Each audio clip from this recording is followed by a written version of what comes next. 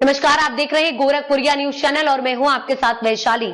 आइए रुक करते हैं आज की खास खबर पर। दिग्गज अभिनेता और राजनेता कमल हासन ने भाषा को लेकर एक बार फिर से चर्चा का बाजार गर्म कर दिया है।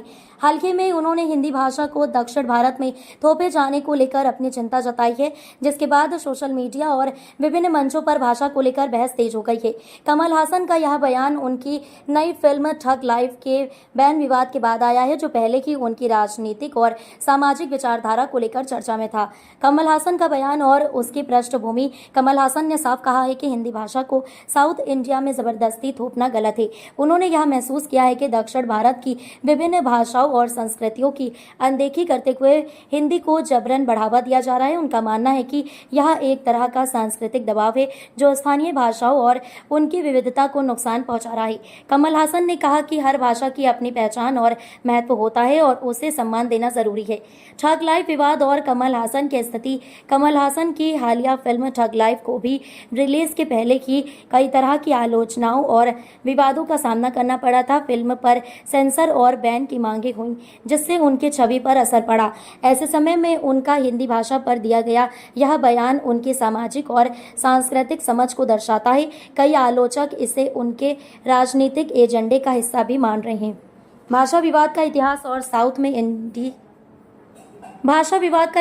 साउथ में हिंदी का दबाव। दक्षिण भारत में हिंदी भाषा को लेकर वर्षों से विवाद और असंतोष रहा है। तमिलनाडु, कर्नाटक, केरल और आंध्र प्रदेश जैसे राज्यों में स्थानीय भाषाओं को हिंदी के मुकाबले अधिक प्राथमिकता दी जाती है। सन 1965 में हुई हिंदी विरोधी आंदोलन की यादें आज भी ताजा हैं। उस समय हिंदी को राष्ट्रभाषा बनाने के प्रयासों के खिलाफ बड़े स्तर पर विरोध हुआ था। सोशल मीडिया और जनता की प्रतिक्रिया। कमल हासन के बयान के बाद सोशल मीडिया पर इस मुद्दे को लेकर तीखी बहस शुरू हो गई है।